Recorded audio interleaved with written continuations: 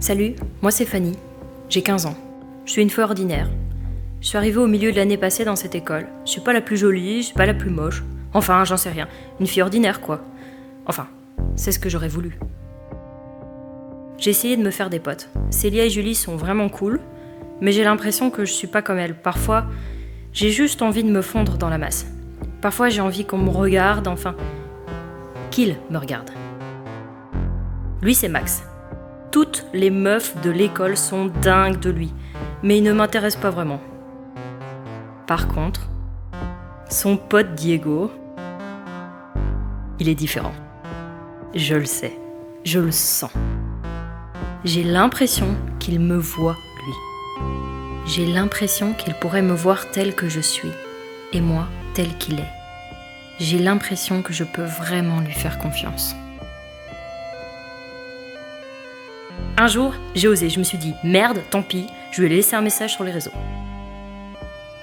Depuis, on parle, et c'est super. J'ai l'impression d'exister vraiment. Il me comprend, et je le comprends aussi. On se voit au parc, on s'éclate, on fait les cons. Quand on est ensemble, plus rien d'autre n'existe. C'est lui et moi, on est seuls au monde. Je lui fais vraiment confiance. Il m'a confié des trucs pas cool qu'il a vécu. Il n'en avait jamais parlé à personne. Notre relation devient sérieuse, vraiment. Elle devient un peu plus physique aussi, on est vraiment proches. Parfois, quand on s'écrit, je sens qu'il aimerait aller un peu plus loin, et au fond, moi aussi. Alors je me prends au jeu, j'écris des trucs un peu plus chauds, on s'envoie des photos aussi.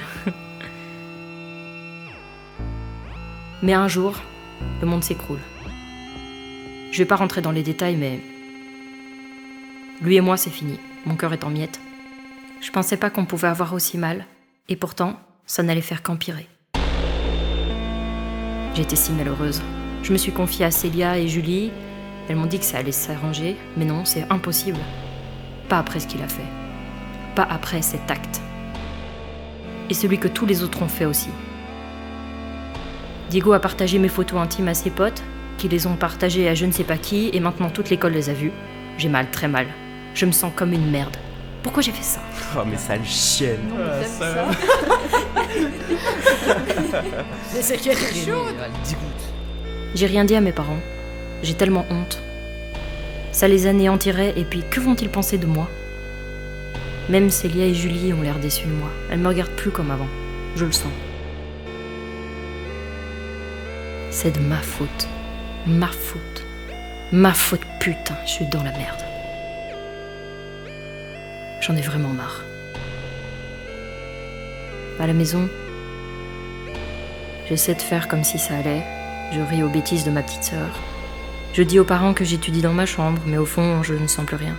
J'ai tellement mal que je ne sens même plus la douleur, ni la faim, ni le sommeil. Rien. Plus rien. Je n'existe plus. Je regarde cette photo de famille. Je les vois si heureux. Je ne mérite pas d'être à leur côté. J'ai déchiré cette photo pour ne plus en faire partie. Ils sont si beaux tous les trois.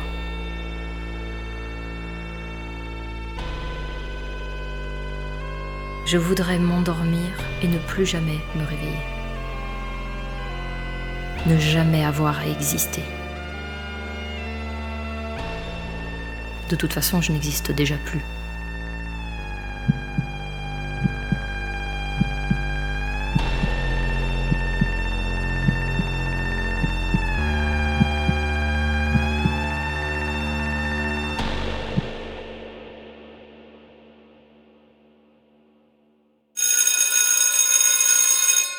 Bonjour à tous. J'ai une très mauvaise nouvelle à vous annoncer.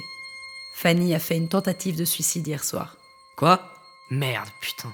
Je savais pas qu'elle était si mal. Mais qu'est-ce qu'on aurait pu faire pour éviter ça ? Mais c'est pas de ta faute, Fanny. T'as rien fait de mal. C'est de la faute de ces salauds qui ont partagé tes photos. C'est dégueulasse ce qui t'arrive. Faut que tu saches que nous on ne juge pas là-dessus, hein. On sait que ça peut arriver à tout le monde. Diego a déconné, c'était ton mec et tu lui faisais confiance. Et lui il te fait un truc pareil. Fanny, je suis désolé pour ce qui t'arrive, c'est vraiment pas cool. Je viens de recevoir une photo de toi. Je voulais juste te prévenir que j'ai l'impression que ça tourne dans l'école. Mais mes potes et moi, on l'a supprimé directement. Je me suis barré du groupe en leur disant que c'était vraiment dégueulasse de faire ça. Faut que ça s'arrête. Et surtout que ça n'arrive plus. Ni à toi, ni à personne d'autre. Tu devrais vraiment en parler aux éducs, au PMS ou au directeur, car ça doit s'arrêter. Je suis sûre que tes parents comprendraient. Si tu veux, je peux rester près de toi si t'as besoin. Merci les filles. Je pense que vous avez raison, je vais en parler à mes parents car j'en peux vraiment plus. Ma chérie, c'est horrible ce qui t'arrive, t'as bien fait de nous en parler. Tu sais quoi? Je suis vraiment fier de toi, car je sais que ça n'a pas été facile pour toi de nous en parler, et je te remercie de l'avoir fait. On est là maintenant. Comme dit maman, tu n'es plus toute seule. On est ensemble face à tout ça, et on va t'aider. Je sais que ça peut faire peur, mais il faut que tu saches qu'on va devoir contacter l'école, mais aussi la police. Ne t'inquiète pas, ma chérie, n'aie pas peur. On ne te lâche pas et on va surmonter tout ça ensemble. Fanny, ce qui t'arrive est inacceptable. Je te promets de tout mettre en œuvre pour mettre un terme à cette histoire. Je vais convoquer tous les jeunes de ton année dès cet après-midi. Ils doivent comprendre que détenir ce genre de contenu est un délit légalement punissable. Mon rôle en tant que directeur de cet établissement est avant tout de garantir le bien-être, la sécurité et l'épanouissement de tous les élèves. Il en va de mon devoir de t'aider à résoudre ton problème. Ma priorité est donc de faire cesser la diffusion de ces photos, mais aussi de faire changer les mentalités. Diego, Maxime et Thomas, les auteurs principaux, seront renvoyés et poursuivis. Ce qu'ils ont fait est trop grave et ne peut rester impuni. Quant à ceux qui ont reçu ces images, ils doivent impérativement les supprimer et comprendre que tu en es la victime. Rassure-toi, Fanny. Je comprends ta détresse et je t'assure que tu n'es en rien responsable. Bonjour à tous. Je vous ai convoqué aujourd'hui afin de mettre un terme à certains agissements inadmissibles. Vous êtes certainement déjà au courant de ce qui se passe. Je parlerai donc clairement. Certains d'entre vous diffusent des photos intimes d'une élève sans son consentement. Sachez qu'il s'agit là d'un délit. J'ai d'ailleurs pris la décision de renvoyer les auteurs de cette infraction. De plus, une plainte a été déposée à leur encontre. Ils seront convoqués par la police et devront assumer les conséquences de leurs actes. Si vous avez encore ces contenus sur vos téléphones, tablettes, ordinateurs ou autres, vous devez impérativement les supprimer. La seule détention de ces photos constitue également une infraction que je punirai sévèrement. J'aimerais que vous preniez conscience de la gravité de cette histoire. La diffusion de ces contenus intimes est une forme de cyberharcèlement. Vous n'êtes pas sans savoir que ce genre d'affaire a déjà mené des gens au suicide. Je ne tolérerai aucune implication dans cette histoire.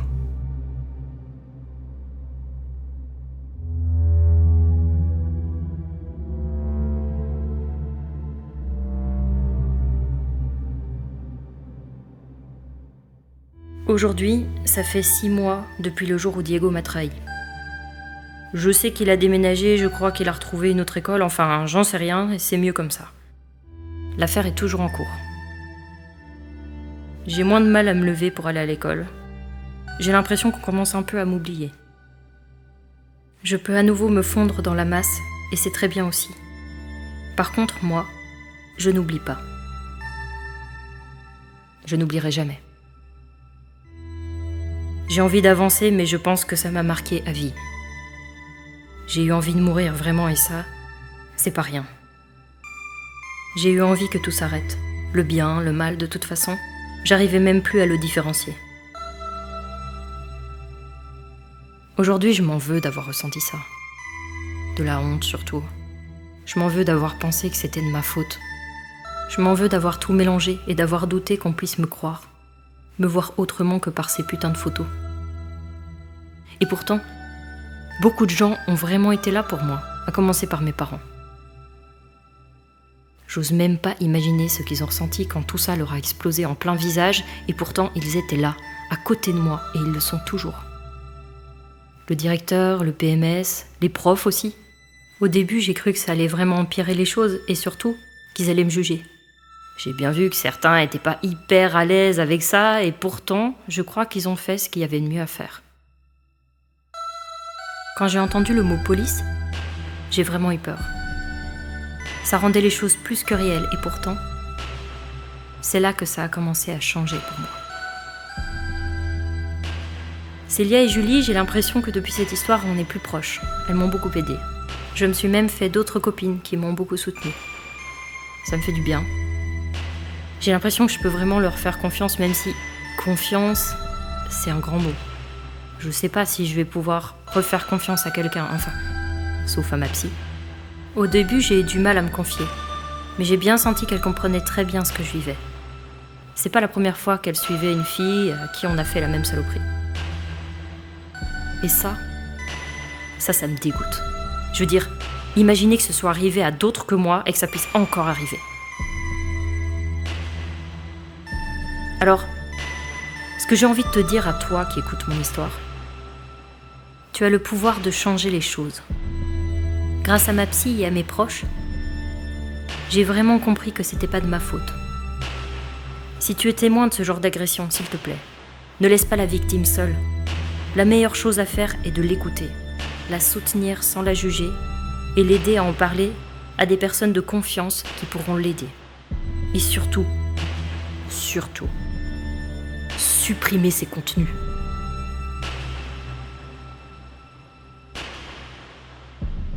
Si tu es victime, sache que tu n'es pas du tout responsable de ce qui t'arrive. Tu n'es pas seul. Parle-en à quelqu'un qui t'écoutera et qui pourra t'aider. Ceux qui partagent sont les responsables. Il faut que ça s'arrête.